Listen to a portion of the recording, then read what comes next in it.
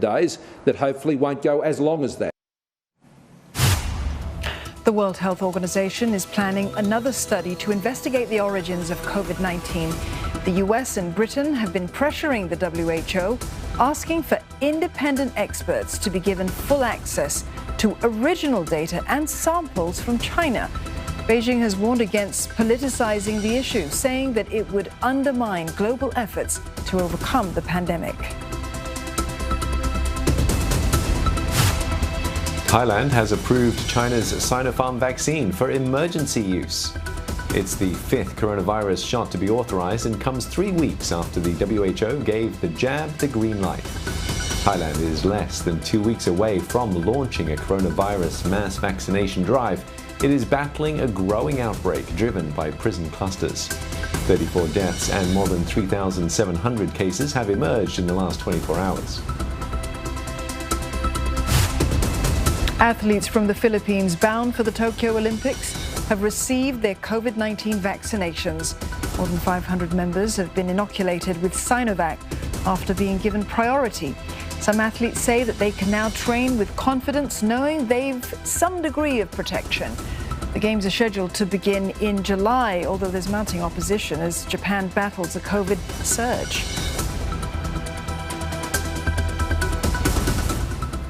Clashes between the Myanmar military and armed civilians look set to intensify. The National Unity Government, formed by the ousted lawmakers, is urging people to start stocking up on essential items, warning that violence could soon worsen. Leong Wai Kit reports.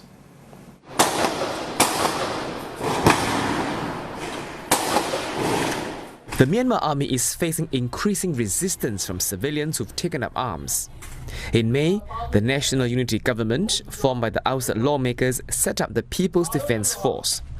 It's to be made up of civilians trained in warfare. And since then, more of such civilian defence groups have been emerging, each group in charge of its own territories. Almost immediately, the Myanmar army marked the People's Defence Force as a terrorist group. It accused the ethnic armed groups of training civilians to handle weapons and make bombs. The army has also arrested various civilians suspected of coordinating such training. Some security experts say the People's Defence Force won't be a big threat to the Myanmar army in terms of firepower and troop size. But the civilian defence groups' attacks are picking up pace. In recent weeks, Yangon has seen numerous cases of arson and blasts at state buildings as well as schools. Some of these attacks appear to be targeting the army-appointed ward administrators. These officials are officials who typically handle grassroots matters in residential areas, but they've also been accused of being spies for the Myanmar army. And it seems that the worst is yet to come. Recently, the National Unity Government says the pro-democracy protests are intensifying. It also asked people to be on alert and stock up on essential items like food and medicine, both for themselves and for the People's Defence Force. Various civilian defence groups have also said that they will step up attacks in the coming weeks. Some have warned people to stay indoors and be away from army convoys or checkpoints. Others are more specific, saying that they plan to carry out more attacks at state buildings in the coming weeks. These threats come amid the backdrop of various significant recent developments in Myanmar. The National Unity Government has recently spelled out rules for the People's Defence Force. They include carrying out attacks only on the military and not on civilians. The NUG adds it will continue to train the People's Defence Force in warfare and work with other local armed groups. But these developments may hamper any progress in Myanmar. Last month, ASEAN agreed it would work on sending a special envoy to Myanmar. But the Myanmar army maintains that it'll first have to ensure there's stability and security in the country before allowing any official in. Leong Wai Kit, CNA. Sri Lanka is dealing with the environmental fallout of a burning container ship off the coast.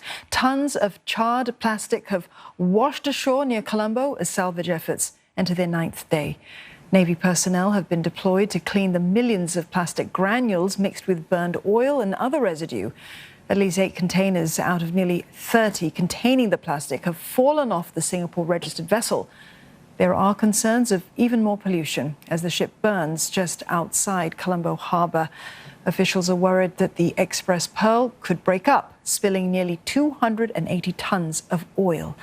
It's likely to take days to extinguish the blaze, believed to have been caused by a nitric acid leak. The ship's crew were reportedly aware of the issue more than a week before the fire broke out. The Republic of Singapore Navy and the French Navy have held an exercise in the southern reaches of the South China Sea within international waters. It's the fourth such exercise between the two navies in the last 6 years. The Defence Ministry says it's part of regular drills with foreign navies to build understanding and friendship. During the exercise, a Singapore frigate, here in the middle, sailed with a French amphibious assault ship and frigate. They conducted maneuvers and communications exercises and small arms firings. The two Singapore helicopters also landed on the French assault ship.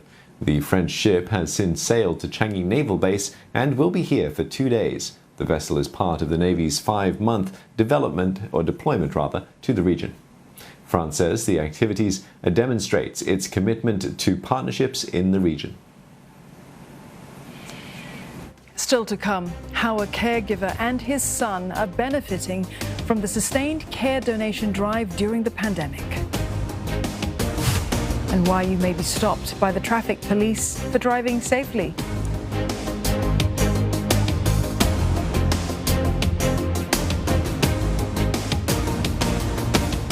Should you use your CPF for property investment?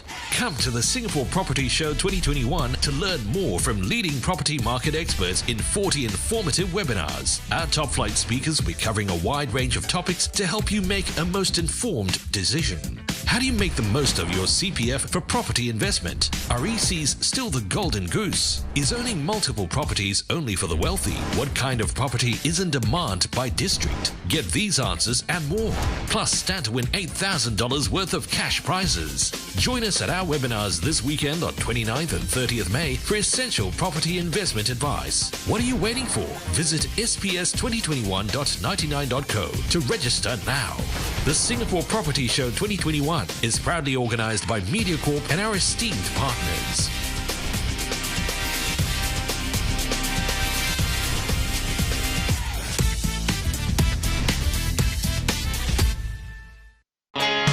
This is Game Oji-san. I make YouTube videos. While he does bespoke carpentry, I get up close with a new generation of local craft people. Whatever it took to become a woodworker, I think I did it. Starting with a furniture artisan. If you are a CEO, the desk represents you. Will I keep on my fingers? Handmade Tales, a brand new series, Sunday on CNA.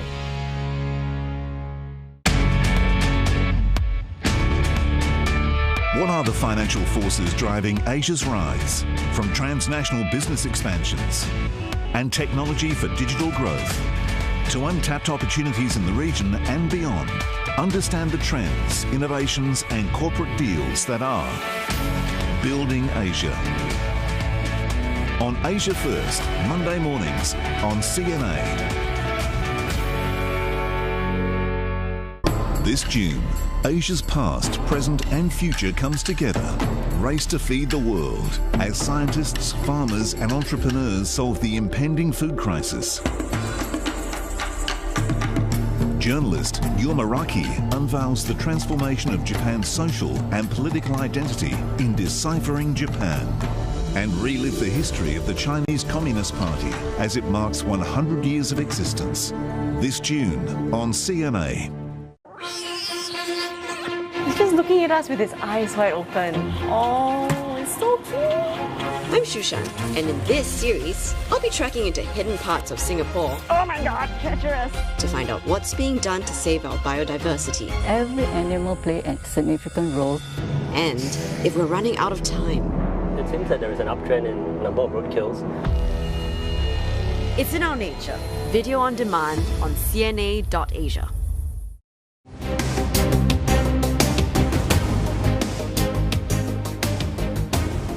The pandemic has brought about challenges for just about everyone.